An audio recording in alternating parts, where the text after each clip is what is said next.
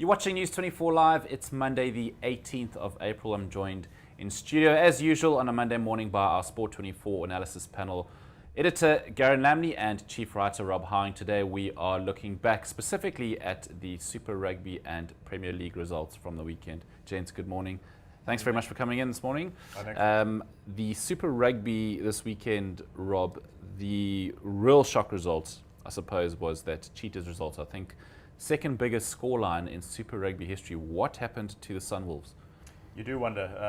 They'd actually look quite resilient when they played against the Stormers. We know that they gave the Stormers defence, usually rock-solid defence, a few nightmares the week before, even though they were reasonably thrashed at Newlands. But nobody expected the floodgates to open as they did in Bloemfontein. The Cheetahs, you could see once they got a sniff, they really started to get a lot of self-belief going. And that old sort of, end of tour fatigue started to take over for the Sunwolves, who obviously are still a very naive outfit in terms of Super Rugby, just adjusting to the pace and consistent needs every week of Super Rugby. So it ended up being a little bit of a farce, really. Not ideal for the competition when you think that, as Nick Mallett said afterwards, with a little bit of a wince. Imagine if they were playing New Zealand teams. Consistently this season. Instead, they've got next season to look forward to playing a lot more New Zealand sides. So a few worries there. It's looking as though they're not sort of settling in. They're actually getting sort of a little bit more dodgy, especially considering that they had someone like Tuzi Peasy back in the mix. He'd missed the game against the Stormers, and he, with his experience of Super Rugby, he means quite a lot to them. And yet they got absolutely annihilated. Cheetahs just running in tries from everywhere, and eventually that defence just collapsed altogether for the Sunwolves. So that was, at least it was a good way for the South African challenge on home soil to get going this weekend.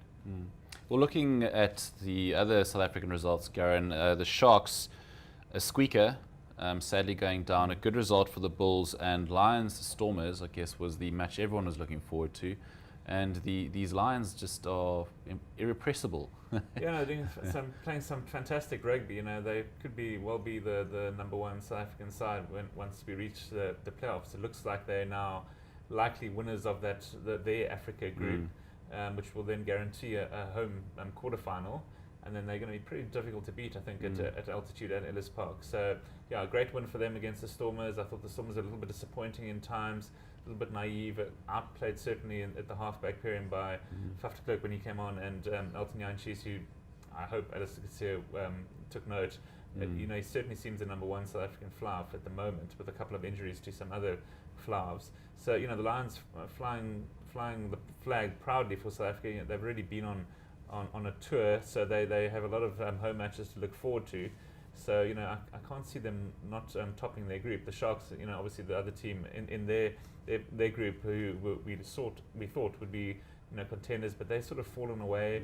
They're now, as you said, lost to the Blues, which on paper would have been the easiest of their New Zealand tour matches. They're up against, I think, is it the Highlanders and then Chiefs next, who on paper are stronger sides than the Blues. So I wouldn't be surprised if they go down in both of those matches, and then they come back to South Africa and play the Hurricanes, and then off to Argentina. So a bit of a tour from hell, if you think about it that way, for the Sharks. But then bouncing back to the other African group, which has the Stormers and the Bulls, who now suddenly look like they could be challenging the Stormers, having lost to the Stormers in week 1. They've been undefeated since then. And they beat a Reds team, who on paper aren't a great side, only won their first match the week before. So perhaps not a surprise there. But that Stormers-Bulls group is so easy compared to the other African group and the other Australian-New Zealand group. So you think that the Stormers and the Bulls will be going head-to-head, perhaps getting 2 teams through from that group, and the Lions from the other pool. And those could well be the 3 African teams that go through to the quarterfinals.